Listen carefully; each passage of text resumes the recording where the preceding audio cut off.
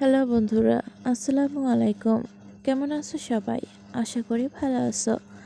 যারা আমার চ্যানেলের নতুন সদস্য আছো, প্লিজ আমার চ্যানেলটি সাবস্ক্রাইব করে আমার পাশে থেকো। তো চলো গল্প শুরু করি। গল্পের নাম হাঁটা রেখো বাড়িয়ে, পর্ব সংখ্যা 13। বারবার একই প্রশ্ন করায় ধারা কপট বিরক্তের স্বরে বলল, আরে হ্যাঁ বাবা হ্যাঁ, এখন এটাও কি আপনাকে করে দেখাতে হবে? শুদ্ধ নির্লিপ্ত স্বরে বলে, তাহলে তো মন্দ হয় না। কথার সারমর্ম বোধগম্য না হতেই 1 সেকেন্ডের মতোই ধারাকে বিস্ময়ের চরম পর্যায়ে পৌঁছে দিয়ে শুদ্ধ এক ধাক্কায় পুকুরে ফেলে দিল তাকে। তারপর নিজেও ঝাঁপ দিয়ে পুকুরের পানিতে গিয়ে পড়ল। পুকুরের স্বচ্ছ টলমলে পানি থেকে মাথা তুলে নিজেকে ধাতস্থ করে ধারা হতভম্ব গলায় বলে, এটা কি হলো?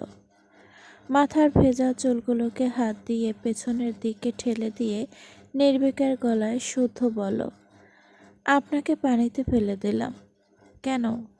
এভাবে আগে পড়ে যাওয়া নিয়ে ধাক্কাধাক্কি না করে একটা সঠিক সমাধানে যাওয়া ভালো নয় কি? কাদায় মাখামাখি যেহেতু দুজন একসাথে হয়েছে, কাদা থেকে ছাড়া ছেড়েও তো দুজন একসাথেই হওয়া উচিত, তাই না? এটা কোনো কথা? কিভাবে করতে পারলেন আপনি এটা?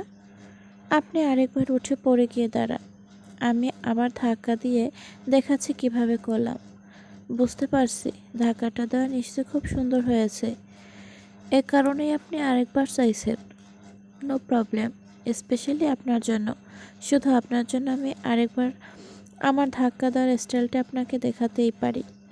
ধারার আগে গজগজ হয়ে এক দৃষ্টিতে শুদ্ধর দিকে তাকিয়ে রইল। দুজনের মধ্যকার দূরত্ব মাত্র 1 হাত। শুদ্ধ নিজেকে পানির উপর ভাসিয়ে দিয়ে স্বাভাবিক কণ্ঠে বলল, এভাবে তাকিয়ে আছেন যে, প্রেমে টেমে পড়ে গেলেন না তো আবার? ধারা মুখ ঘুরিয়ে একটা ভাব নিয়ে বলল, কোনো দিনও না, আমার সিদ্ধান্ত পাকা করাই আছে। শুদ্ধ হেসে বলল, আহারে, আপনার জন্য আমার সত্যিই বড় আফসোস হয়। জীবনের প্রথম একটা সিদ্ধান্ত নিলেন, সেটাও নাকি ঠিকমতো রাখতে পারবেন না। কেন রাখতে পারবো না কেন? শুধু সারাক্ষণ কোনো মেয়ের চোখের সামনে থাকবে আর তার প্রেমে সে পড়বে না, এমনটা তো কখনো হয়েছে বলে মনে হয় না। বলা তো যায় না, হয়তো ইতিমধ্যে আপনি আমার প্রেমে পড়ে গেছেন। ধারা ভাব নিয়ে বুকে আড়াআড়িভাবে 2 হাত গুজে দাঁড়িয়ে বলল, ভুল ধারণা আপনার। ধারার কথা শেষ হতে না হতে শুদ্ধ হঠাৎ বলে উঠল, আরে ধারা, আপনার পেছনে তো একটা সাপ। ধারা ও মাগো বলে লাফিয়ে উঠে শুদ্ধর একদম কাছে ঘেঁষে দাঁড়ালো।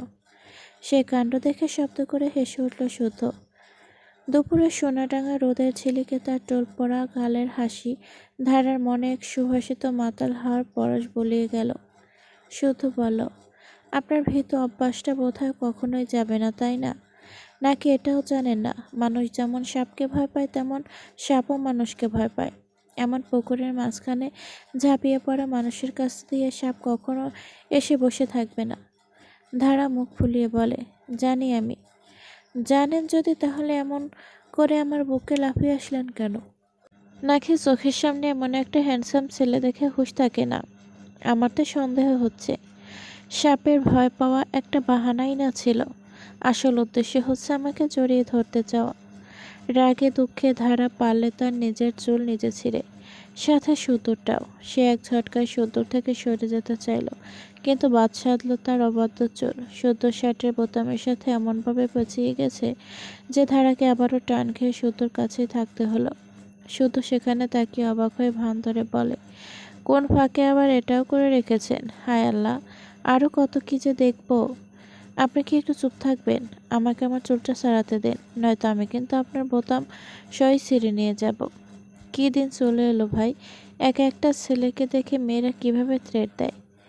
ধারা অতি দ্রুত বোতাম থেকে নিজের চুল ছাড়ানোর চেষ্টা করতে লাগলো। এতক্ষণ চোখের সামনে নিজের বউয়ের আগে গজগজ মূর্তিরূপ ছদ্মবেশ ভালোই উপভোগ করলো। ধারার এমন রূপ খুবই কম দেখা যায়। এমনিতে তো মেয়েটা এতটাই শান্ত যে যাই বলুক কারোর সাথে তাকে কখনো রাগ করতেও দেখা যায় না।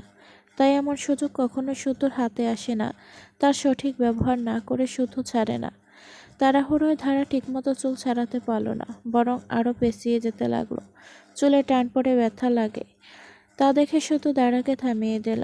দাঁড়ার মাথাটা দু হাত দিয়ে আস্তে করে সোজা করে নিজে ছাড়িয়ে দিতে লাগলো তার চোখ, খুব সাবধানে, যাতে এতটুকু ব্যথা না পায়। অপলক সে যত্নবান শুদ্ধর দিকে তাকিয়ে রইল ধারা।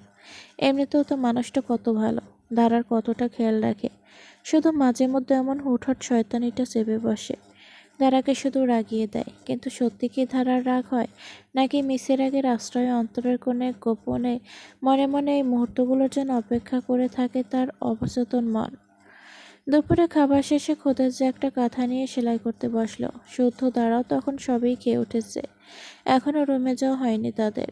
তবে সদর দরজা ঠেলে ভেতর আসে তার আরেক প্রতিবেশী আমিনার মা আর নায়র আশা তার মেয়ে।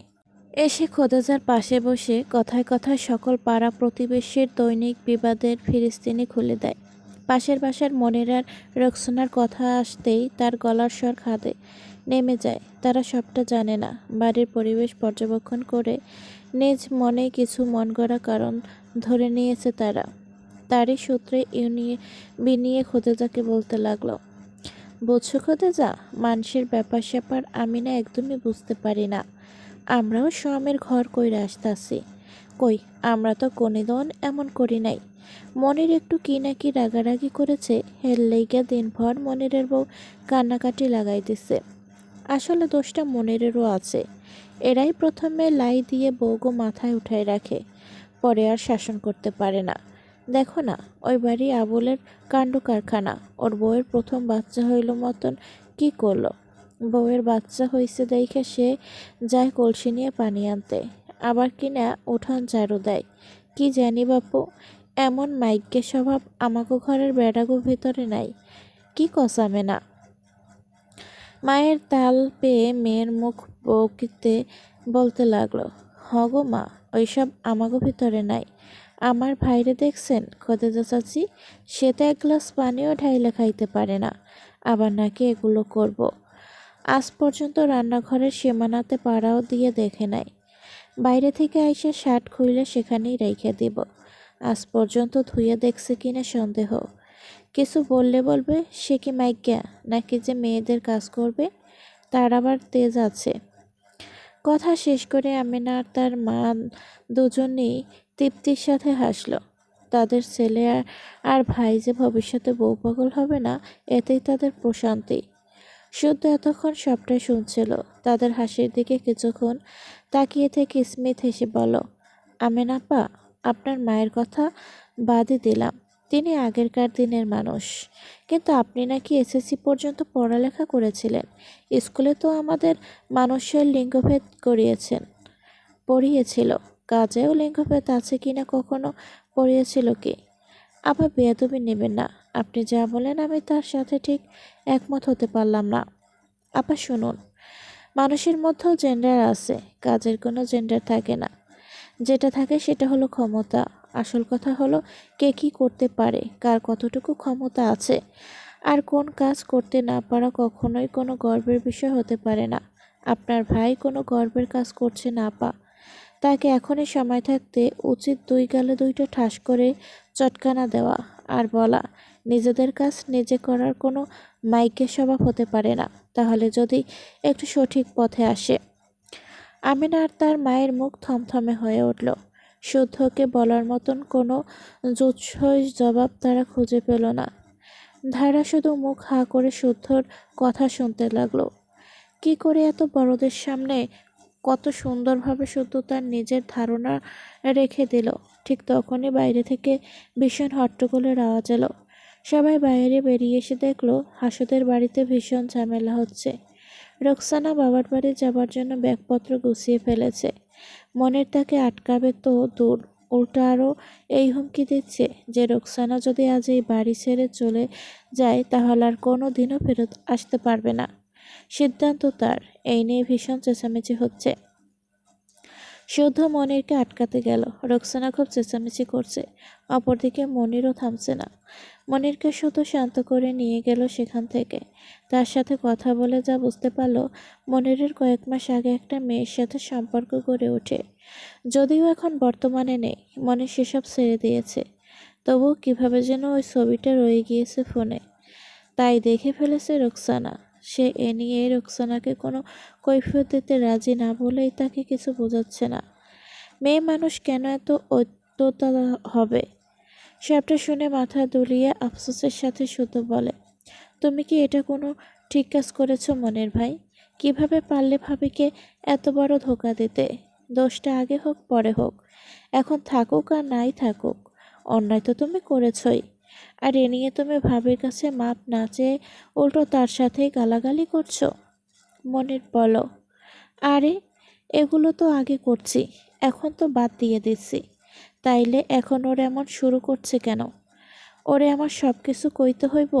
শোনো মাহাতাব, মাইয়া মানুষের বেশি বুঝন ভালো না। শুধু স্মিথ হেসে বলো, আজকে এই কাজটা যদি তুমি না করে ভাবি করতো, তাহলে কি তুমি তাকে ছেড়ে কথা বলতে মনের ভাই? একই বিষয় ছেলে আর মেয়ের ক্ষেত্রে আলাদা হয়ে যাবে কেন বলতে পারো? ভাবির চেঁচামেচিকে তোমার বাড়াবাড়ি মনে হচ্ছে। এর পেছনের যন্ত্রণাটাকে তুমি উপলব্ধি করতে পারছো না? আচ্ছা মনের ভাই, তোমার মনে আছে একবার যে তুমি তোমার দোকানে অনেক বড় লস খেলে? তোমাদের ফসলও সেবার বেশি হলো না, এক প্রকার অভাবেই ডুবে গিয়েছিলে তোমরা। তখনও কি ভাবি তোমাকে ছেড়ে চলে যেতে চেয়েছিল? নাকি তখনই ছেড়ে গিয়েছিল যখন তুমি একবার অনেক অসুস্থ হয়ে গেলে? ছেড়ে যায়নি, তাই তো? কিন্তু আজ একটা মেয়ের সাথে তোমার ছবি দেখে রোকসানা ভাবি তার বাপের বাড়ি চলে যেতে চাইল। তবুও কি তুমি কিছু বুঝতে পারছো না মনের ভাই? সব কষ্ট সহ্য করতে পারলেও ভাবি এই কষ্টটা সহ্য করতে পারছে না। বুঝতে পারছো এটা মেয়েদের কাছে কত ভয়ানক কষ্টের ব্যাপার? বিয়ের পর একটা মেয়ে তো তার স্বামীর উপর বিশ্বাস করেই তার আপন সব কিছু ছেড়ে আসে। বিনিময়ে চায় একটু ভরসা, বিশ্বস্ততা। আমরা কি সেই বিশ্বস্ততাটা তাদেরকে দিতে পারি না? যে মেয়ে আমাদের জন্য তার সব কিছু ছেড়ে দিল, আমরা কি তার জন্য শুধু এতটুকু ছাড়তে পারি না? পারি না একটু অন্য মেয়েদের দিকে না নজর দিয়ে থাকতে? নিজেদের একটু সামলে রাখতে কি পারি না বলো? মনের ভাই, তোমার না একটা ছোট্ট মেয়ে আছে? বিয়ে হওয়ার পর তার সাথে কখনো কল্পনাতেও এরকম হওয়া তুমি মানতে পারবে? মনের এতক্ষণ চুপ করে অপরাধীর মতো শুদ্ধর বলা প্রতিটা কথাই শুনছিল। বয়সে ছোট একটা ছেলের থেকে সব শোনা তার জন্য ভীষণ লজ্জিত একটা ব্যাপার। সত্যি বলতে নিজের কাজের জন্য অনুতপ্ত বোধ তার আগেও হচ্ছিল, কিন্তু নিজের নকল পুরুষত্ব বোধের গায়ে লাগছিল বলেই নিজের দোষের রাগ রোকসানার উপরেই ঝেড়ে দিচ্ছিল। মূলত রোকসানাকে বাপের বাড়ি যাওয়া থেকে আটকাবার জন্যই এরকম হুমকি দিয়েছিল সে। তবুও মুখ ফুটে মাপ চাইতে পারেনি।